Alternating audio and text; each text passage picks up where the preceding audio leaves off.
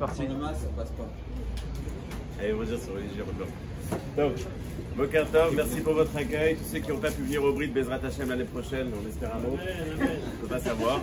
Dans tous les cas, vous pouvez vous rattraper donc ou l'année prochaine ou à la bar mitzvah du petit.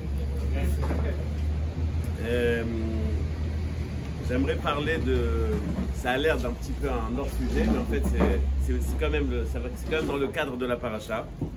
La première fois que Hachem parle à un homme, c'est la paracha de la semaine. Première prophétie, paracha de la semaine. Noir. Quoi? Oui. Je parle de. En tant que prophétie, Adam, il était dans le Gan Eden. C'est vrai qu'il y avait Caïn aussi, on pourrait dire. Peut-être c'est une prophétie, mais bon. On voit que Hachem peut se dévoiler. On va le voir tout au long de la Torah, on va voir dans les Lévim, se dévoile à des hommes. Et dans tous les vendredis soirs, par exemple, après la Tfila, on fait dans le Higdal, on fait les Yud Gimel Ikarim, les 13 articles de foi. Un des 13 articles de foi, c'est le 6e, Shefa Nevuato Netanoel, Anche Sebulato Vetifanto. C'est-à-dire que Hachem a donné peut avoir un contact, peut donner une prophétie aux hommes, et ça fait partie des Yud Gimel Ikare Emuna, c'est-à-dire quelqu'un qui croit qu'il y a un prophète, il est Mahamin. Quelqu'un qui ne croit pas dans les prophéties, il n'est pas Mahamin. Donc il faut comprendre pourquoi est-ce que croire aux prophéties, ça fait partie des Ikare Emuna. Après qu'on a établi dans les Yud Gimel Ikare Emuna, on croit qu'il y a un Dieu, on croit qu'il est tout puissant, il n'y a pas de présent, il n'y a pas de passé, il n'y a pas de futur, il est au courant de tout. De dire qu'il y a une prophétie, c'est un détail technique. C'est comme dire, je crois que c'est lui qui fait pousser les arbres. L'importance de croire en la prophétie, apparemment, c'est pas ça qui va baser notre émouna. Pourquoi est-ce que dans le Rambam, pourquoi est-ce que dans l'Igdal, pourquoi est-ce que dans ces endroits-là, on nous ramène en tant que Yud Gimel Ikare Emuna de croire en la prophétie? Quand on lit dans le Rambam qui ramène ces Yud Gimel Ikare Emuna, le Rambam il le ramène différemment. Le Rambam il ramène le langage qu'il ramène. Il parle de croire, pas dans la prophétie, mais dans le prophète. Je ne parle pas du prophète en tant que le prophète en tant que musulman, mais de croire qu'il y a un moussag comme ça de prophète. C'est-à-dire, il existe un homme qui peut parler avec Hachem, enfin plutôt dans l'autre sens, il existe un homme que Hachem peut lui parler et lui dévoiler une névoie. Lama Zekol Kachashouv. Pourquoi est-ce que ça fait partie des bases de la Emouna de croire qu'il existe un homme à qui Hachem va dévoiler ses secrets? Pourquoi est-ce que ça fait partie des bases de la Emouna? Je comprends que c'est important de croire, puisque une partie de la Torah, c'est les Nevi'im, donc de croire aux prophéties animévim, avec lama ma nekuda. Pourquoi est-ce que le Rambam nous rajoute le niam du prophète?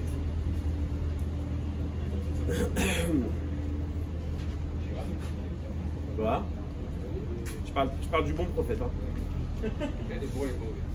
Mais maintenant dans la Torah il est marqué qu'il y a des bons et des mauvais. On n'en parle pas, on va pas expliquer qui est bon, qui est mauvais, mais bon. L'explication qui est ramenée dans les Acharonim à ce sujet, elle est la suivante. Dans le mot Adam, le Shla Kadosh dit dans le mot Adam, il y a deux sens.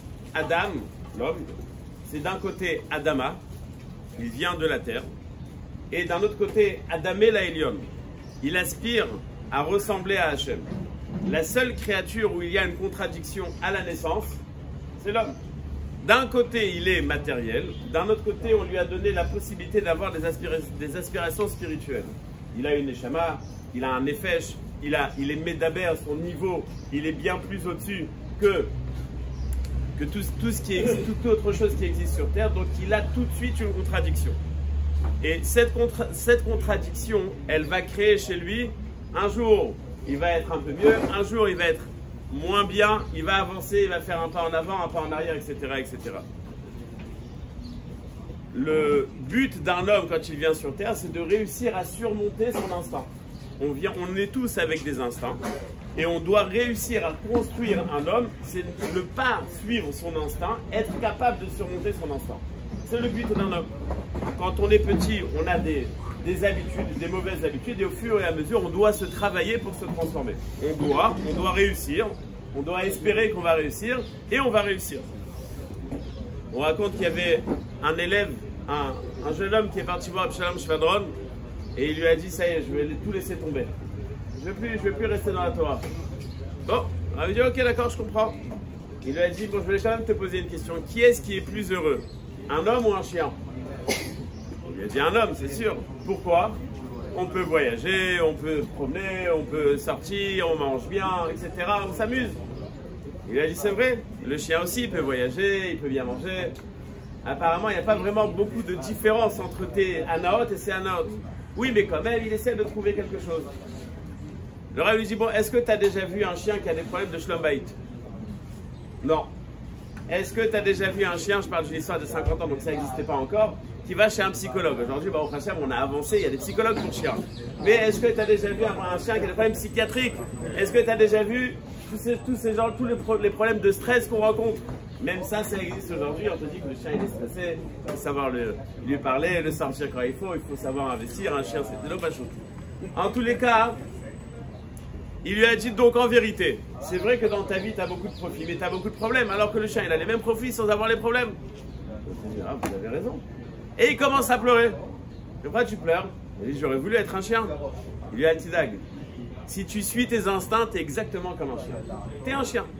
Lama, un homme, il est fait pour aller de l'avant, pour se transformer. S'il se conduit exactement hier, aujourd'hui comme hier, donc il n'est pas allé de l'avant, donc il n'avance pas, donc il est statique, donc c'est exactement comme un animal. Très souvent, quand je fais des mariages, je termine en disant que la chose que j'aimerais, la bracha que j'aimerais donner aux jeunes couples, c'est de dire que l'année prochaine, ils ne seront pas au même endroit à l'endroit où ils se trouvent aujourd'hui. D'aller de l'avant, d'être transformé, d'avoir pu construire quelque chose de nouveau. Quand on est statique, quand on n'a pas travaillé son instinct, ses midot, donc on est exactement au même niveau que l'animal. L'homme doit pouvoir avancer. Quand on dit qu'on doit croire au prophète et non pas à la prophétie, quand je dis non pas à la prophétie, entre parenthèses, c'est pas qu'on ne doit pas croire à la prophétie, c'est qu'on doit croire au prophète et à la prophétie.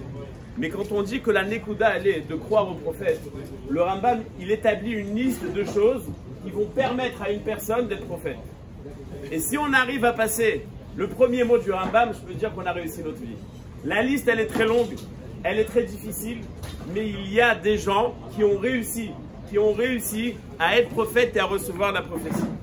Il y a marqué dans le Midrash qu'il y avait une koufa dans le peuple juif où il y avait 1 200 000 prophètes. 1 200 000 prophètes dans le peuple juif. Où est-ce qu'elles sont ces prophéties? Il y a marqué qu'il y a des prophéties chez Nitnou les Ikatev qui ont été données pour être écrites dans le futur, c'est-à-dire celles qu'on a reçues nous. Il y a des prophéties qui étaient pour le moment. C'était pas des choses qui avaient un intérêt pour le peuple juif dans toutes les générations. En tous les cas, il y avait 1 200 000 prophètes dans le peuple juif, c'est-à-dire il y avait 1 200 000 personnes qui ont su se travailler, qui ont su passer d'une étape à l'autre jusqu'à arriver au niveau d'une prophétie. Mazéomer. Zéomer, qu'en vérité, on a tous un potentiel énorme.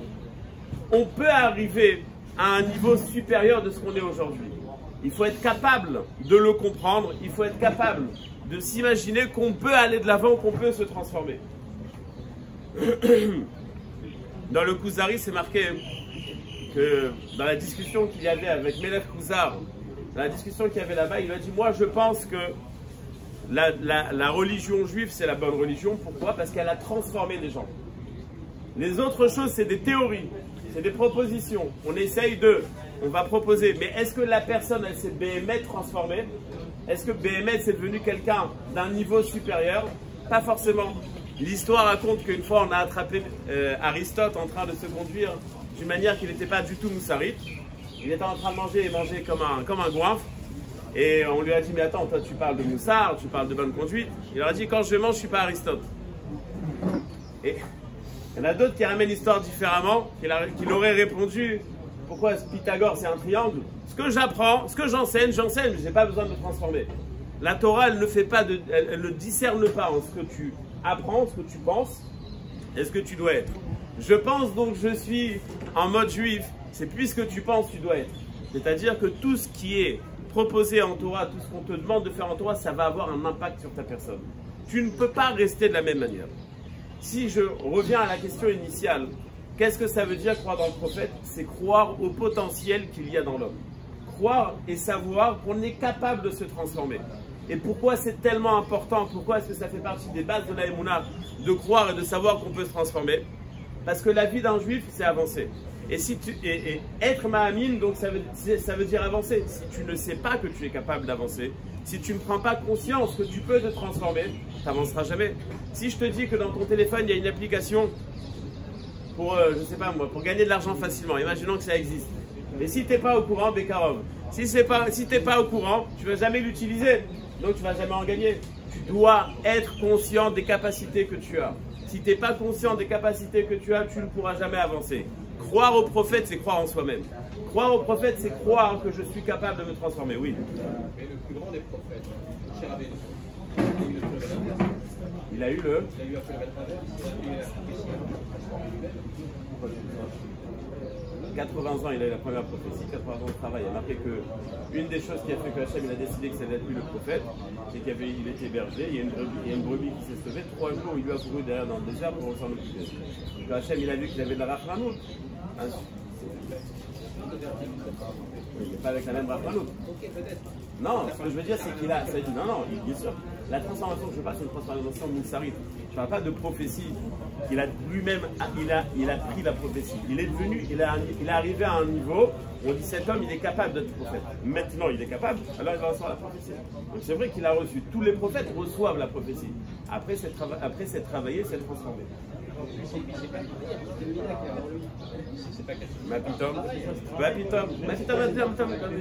Il y a la fameuse histoire, la fameuse histoire sur Moshe Rabbeinu.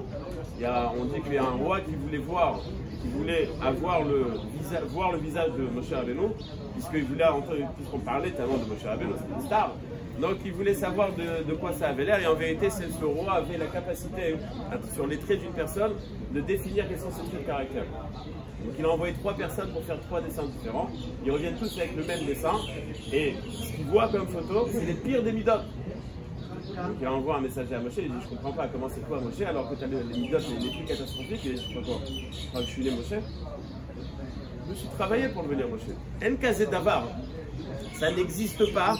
Ça n'existe pas quelqu'un qui est parfait tout de suite. C'est toujours un travail. Même celui qui est tzaddik, celui qui a une neshama supérieure, il a un travail à faire. Il va dire qu'il a un travail à faire. Hier c'était le outside de Ovadia, on parle beaucoup de Ovadia, on parle de sa grandeur, de sa mémoire, etc. Quand c'est arrivé comme ça, c'est quelqu'un qui sait travailler. C'est quelqu'un. Non, ce que je veux dire, c'est qu'il y a forcément un travail.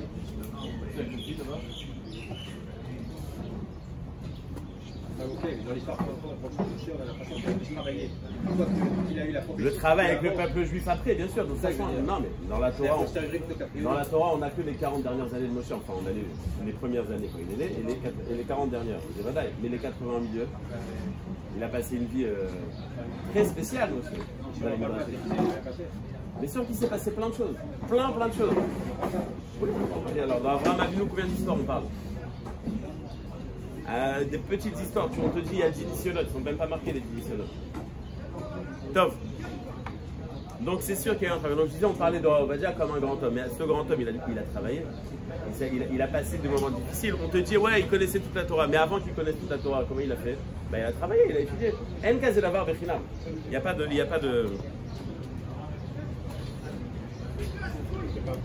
Pardon? Non, c'était pas un prophète. Il n'y a plus de névoie aujourd'hui. La Gemara nous dit que Chacham a dit finalement. Donc le Chacham, il est mieux qu'un avis. Chacham a dit finalement. Puisque j'en ai parlé, j'aimerais raconter 2 histoires pour comprendre que même dans notre génération, il y a des gens qui sont...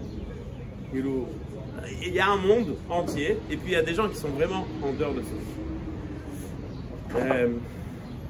L'histoire du Shilour de Ovadia, je ne sais pas si je vous l'ai déjà raconté, elle est incroyable. Ovadia vient rencontrer sa future femme chez son beau-père. Et c'est normal, Barfo et Shiva, donc le beau-père il dit bon, on va vérifier, il est en face de lui. Commence à discuter. Maintenant, la jeune fille, elle attend, elle s'est maquillée, je sais pas, elle attend pour sortir avec lui. Commence à discuter, et bon, quand on a un jeune Ovadia Yosef devant soi, ça va très vite, on reste 2, 3, 4 heures sans sentir le temps passer. Top. Après 4 heures, le beau-père il dit écoute, il est tard, reviens demain. Bon, le lendemain il revient, le beau-père dit tu sais ce que tu m'as dit hier, j'étais pas tout à fait d'accord. C'est reparti pour 4 heures. La fille, elle dit à son père, écoute, papa, je ne vais pas continuer comme ça. Moi, je ne veux pas tous les jours me maquiller, me démaquiller, me préparer. C'est stressant, quoi. Il faut. Ouais, t'en fais pas, ma fille, t'en fais pas. Demain, le troisième jour, t'en fais pas, il n'y a pas de problème. Le troisième jour, il revient. Il a dit, bon, il ne va pas parler avec lui. Il lui rien qu'il lui sert à boire, il lui donne quelque chose à manger. Le Rav, il fait une bracha. Le beau-père, il dit, mais pourquoi t'as fait la bracha comme ça? Il fallait faire comme ça. Il dit, ma pitom, c'est marqué là-bas comme ça. Et c'est parti encore. Et là, la fille, elle dit à son père, écoute, t'as qu'à te marier toi avec lui. Je vois que tu t'arranges bien, quoi. Je vois que vous arrangez bien. Il vient pour moi, enfin, quand tu parles pas, Azov. Non, ma fille, machin, tout ça. Je dis, non, c'est moi, je veux dormir. Laisse tomber. Alors, Vaja, il dit à son futur beau-père, il dit, écoute, dis-lui que je vais lui parler 2 minutes. 2 minutes. 2 minutes. Top, 2 minutes. La fille, elle est déjà prête pour se coucher. Enfin, bon, allez, 2 minutes. Après 2 minutes, il sort de la chambre. Elle dit à son père, Mazata, on s'est fiancés. Bon, va. Ça fait 3 jours que tu t'es contre, et puis d'un coup, en 2 minutes. Je sais que t'es Raovadia, je savais pas que t'étais Roméo. Qu'est-ce que t'as fait en 2 minutes? Le Macara, faut. Macara en 2 minutes. Alors, la fille, la femme de Raovadia, on s'en compte. Elle a raconté que Raovadia, il lui a dit, il lui a proposé donc de se marier. Il a dit, si tu t'occupes de mon Olam Hazé, moi je t'assure le Olam Haba. Maintenant, je ne sais pas de qui on doit être plus mitfel. Est-ce que c'est de Raovadia? Bon, ça, on va dire c'est normal. Parce que c'est de sa femme qui a dit, ah, pendant 3 jours, elle ne voulait pas, et puis elle entend quelque chose comme ça. Et on parle de Raovadia à 20 ans. C'est-à-dire, quand il était encore Raovadia, quand il était plus jeune. On parle de quelqu'un qui déjà, avec tout son travail, son mode, sa vision des choses, elle est complètement différente. On ne se marie pas parce que vous êtes trouvé très joli ou très sympathique. Il n'y a pas tout ça. On est dans un autre monde. On est sur une autre planète. Moi, je veux me marier pour. Moi, je vis le Olam Haba. Aujourd'hui, je vis le Olam Haba. Pour arriver au Olam Haba, il faut se marier, il faut avoir des enfants, il faut avoir une maison, etc. Viens, on fait une association. Allez hop, toi, tu t'occupes du Olam Hazé, moi, je m'occupe du Olam Haba. C'est un truc qui est impensable, c'est-à-dire imaginez vos enfants, 15-20 ans, et il dit bon papa voilà, moi je cherche une fille pour le Lamazé, moi je m'occupe de Olam Haba. Voilà. Si tu dis à ta femme, bon, après 3 jours tu vas commencer à la revoir. Hein, c'est un truc qui est impensable, mais ça existe. Ça existe. Ça existe. Moi je me rappelle qu'à la Yeshiva, à Polovitch, il y avait un bachour, il était toute la journée au Beth Midrash. Mais quand je vous dis toute la journée, c'était non-stop. J'ai encore l'image. On étudiait dans les Zatachim parce qu'il n'y avait pas de place au Beth Midrash. Et les Zatachim, c'est un endroit qui est étroit et long. Et il avait des petites gemarottes. Et avec les petites gemarottes, il faisait des allers-retours. Pourquoi est-ce qu'il marchait tout le temps? Parce qu'il ne voulait pas s'endormir. Parce qu'il dormait très peu. Et il a une bosse qui lui est sortie. La bosse du mathématicien, la bosse c'était la bosse de la Gemara. Et bon, on sait dire à Ponovitch, c'est celui qui étudie Beyoun, il a quelque chose à dire, mais celui qui étudie beaucoup de Masertot, c'est pas un niveau, c'était pas considéré comme le meilleur. Aujourd'hui, c'est un des, je sais pas, c'est un des futurs poskim, un des futurs grands poskim, c'est-à-dire il y a un numéro de téléphone, il y a 10 coups de fil à la minute, c'est-à-dire il a 10 téléphones, il y a 10 avrechim qui sont à côté de lui, qui répondent au téléphone. La question elle est posée, le Rav il répond, le Rav il est comme ça. Le Rav maintenant c'est mon copain, mais c'est mon Rav aussi. Il est comme ça. Le Tav, assourd. Après il se réveille. Des fois moi j'ai des questions, je vais le voir et il ne me répond pas. Alors je lui dis bon si tu me réponds pas maintenant, il est en train de dormir, mais il m'entend. Si tu me réponds pas, j'appelle. Et quand on appelle au téléphone, dès qu'il y a quelqu'un qui téléphone, il répond. Parce qu'il pense que c'est ça, ou de répondre aux questions de halakha, c'est-à-dire tu as une question maintenant là, tout de suite, tu as quelque chose dans une marmite, tu sais pas, Bassar Bechalav, t'appelles, tu as la réponse. Donc il y a des gens qui sont complètement coupés du monde, mais complètement, en vivant à 100% dans ce monde, en vivant 100% leur Torah. J'aimerais raconter une autre histoire sur Raovadia et après raconter une histoire sur un de Maraché Yeshivot. Il y a une femme qui a raconté après le décès de Raovadia, elle a dit tout le monde connaît sa grandeur, tout le monde connaît sa grandeur dans les grandes lignes. J'aimerais vous raconter un petit détail dans les petites lignes. Avant ça, j'aimerais dire quand même que son shamash, une fois, il a raconté, après le décès, il a raconté qu'il a demandé au Rav, il a dit Rav, il y a plein de gens qui veulent venir vous voir, des milliers de gens qui veulent rentrer chez vous. Qui est-ce que je fais rentrer?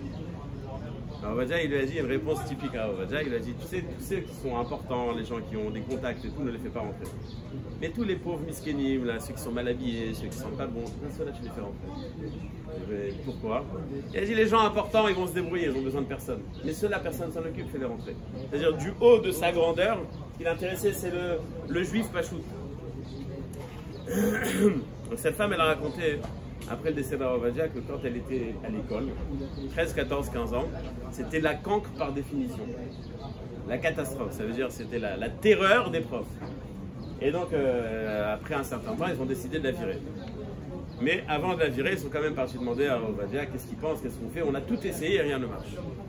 Et mon cher Ovadia, il lui raconte, il dit, vous avez raison, c'est un problème, amenez-moi la jeune fille. Ok, amène la jeune fille, 5 minutes après elle sort, Ovadia dit, gardez-la, vous allez voir, tout ira bien. Et Béhémet, changement incroyable, ça devient la fleur, c'est le kiff. Quoi. On rentre en classe et elle est là, c'est super, c'est la meilleure de la classe. Elle se marie, elle devient prof dans cette école, et en fin de compte, c'est elle qui est directrice de l'école. Et tout le temps, on lui a demandé, mais qu'est-ce qui t'a dit? C'est la potion magique, donne-nous, on en a plein des camps. Et dis-nous comment ça marche. Elle est non, je raconterai un jour. Après son décès, elle a raconté.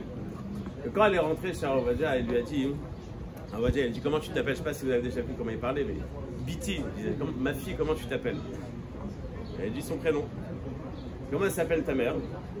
Son prénom. Tu t'appelles sur le nom de ta grand-mère? Ouais.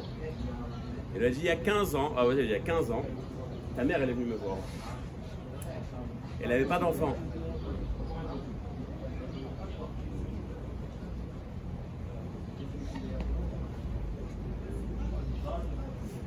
Elle est venue me pleurer qu'elle n'avait pas d'enfant.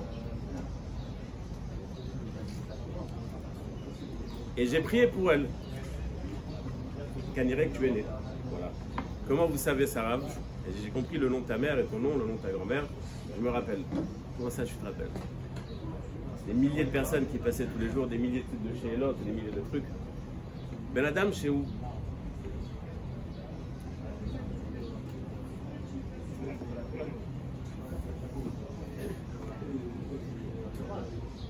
La grandeur d'un homme, c'est pas ce qu'on voit à l'extérieur.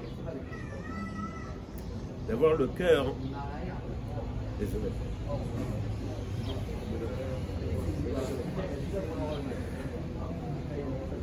C'est pas la Nekuda, c'est pas la mémoire, parce que je pense pas que c'est la mémoire, c'est le cœur. Le cœur en or. C'est-à-dire de voir une femme juive qui n'a pas d'enfant, d'avoir le cœur brisé pour elle. Son fils a raconté que les gens venaient le voir avant Mincha, dans les dernières années, c'était après Mincha, pardon, ou avant Mincha, je ne me rappelle plus. Et ils venaient raconter leurs problèmes. Et après, ils sortaient, ils avaient vidé leur cœur. Mais ils ne voyaient pas ce qui se passait après. Et c'est pour ça qu'ils ont limité les personnes qui pouvaient rentrer. Parce que Ovadia, il pleurait en larmes avec un télim tous les jours sur chaque juif qui rentrait. Ça veut dire qu'il y a des gens, voilà, on prend l'exemple de maintenant. On connaît un grand homme, les Sfarim, la Torah, on connaît le parti. Tout ça, c'est magnifique. D'accord, c'est magnifique. Un homme qui a réussi à faire ça. Mais on voit qu'un homme d'une grandeur comme ça, dans la vie de tous les jours, il est différent. Dans la simplicité, dans son contact avec les gens, il était différent. Et ça revient à ce que j'ai dit. On voit qu'il existe des gens qui ont réussi à devenir des anges de leur vivant. J'aimerais raconter une autre histoire sur Reb David Povarsky. C'est mon Rosh Yeshiva à Ponovitch. C'était quand j'étais à la Yeshiva, il était déjà bien âgé. Mais bon, il y avait on voit, de notre petit âge, de notre jeunesse, on a quand même vu des détails qui nous ont marqués. Une des histoires qu'on raconte sur David Povarsky, c'est qu'il s'est cassé l'épaule. Alors, pour vous donner le bonhomme, on disait à la Yeshiva, quand il venait à la Yeshiva, tous les matins, il venait à 3h du matin. Pour commencer, il venait à 3h du matin, il étudiait le Beth Midrash, et après, la Tfila, etc. Donc, quand on racontait à la Yeshiva que quand il montait les marches des escaliers du Beth Midrash, nous, quand on monte les escaliers, bon, on a des escaliers, on monte, on ne réfléchit pas. Mais lui, il était tellement Beshlita, c'est-à-dire qu'il a réussi tellement à s'imposer à lui-même que chaque chose qu'il fait, c'est une décision. Donc, chaque marche, il décide, je monte cette marche, je monte cette marche, je monte cette marche. Bien sûr, c'est une image, mais c'était rien que pour dire que si c'est ce qu'on disait sur lui à la Yeshiva, c'est-à-dire qu'on voyait chez lui quelqu'un qui a réussi à faire qu'il n'y a rien d'instinctif. Tout est travaillé, tout est décidé. Et quand je racontais, donc une fois, il s'est cassé l'épaule et le médecin lui a dit il faut plâtrer l'épaule. Pourquoi faire plâtrer l'épaule? Il lui a dit parce qu'il faut que tu gardes le bras comme ça. Il lui a dit mais je peux garder le bras comme ça. Il lui a dit mais pendant 3 mois. Il a dit mais pendant 3 mois je peux garder le bras comme ça. Il a dit mais des fois on a des réflexes, pas chez moi. Je peux garder mon bras comme ça pendant 3 mois. Et ça, c'est quelqu'un qui a réussi à prendre les 100% du pouvoir sur sa personne. C'est quelqu'un qui est Beshlita Meléa. Bon, moi, je vois l'image, je ne peux pas vous raconter, mais quand il arrivait à la Yeshiva, il y a une pnimia, l'internat qui est tout au long par le passage où il est arrivé, jusqu'à qu'il arrive au Beth Midrash. Maintenant, dans cette pnimia qui s'appelle Darom, Il y a plein de chambres et il y a 2 toilettes, je crois. Donc c'est un peu, c'est pas très pratique. Et pour faire les tefila le matin, comme on a tous le kéli avec la bassine à côté. Maintenant, il y a 2 possibilités. Après que tu as fait les tefila, tu laisses la bassine dans la chambre en espérant que le mec il va nettoyer la chambre, il ne va pas la verser par terre, il va s'en occuper. Première possibilité. Deuxième, tu vas la jeter toi aux toilettes. Troisième, plus facile, par la fenêtre. Il y a 2 étages du même côté. Il y a un bachour qui avait beaucoup de mazal, il a décidé de jeter par la fenêtre juste quand David Boraski est passé. Ça lui est tombé sur la tête. Le bachour qui était à côté, d'abord il est fou, il est mouillé, et puis on voit que le Rav il continue à marcher. Et je dis Rav, comment ça se fait que c'est automatique quand tu reçois quelque chose sur la tête? Et il a dit mais si je me serais retourné, il y a quelqu'un qui aurait eu honte, je ne me suis pas retourné. Et comment est-ce qu'on est capable d'avoir un pouvoir sur sa personne comme ça? Il y a des gens qui ont réussi à se transformer et qui, même dans notre génération, sont au niveau de la prophétie, comme j'ai dit, Chacham Adi Foulé. La émouna dans le prophète et dans la prophétie, comme on va, en fait, c'est croire en soi-même. C'est pas croire qu'il y a un homme qui, c'est croire que cet homme, ça peut être moi.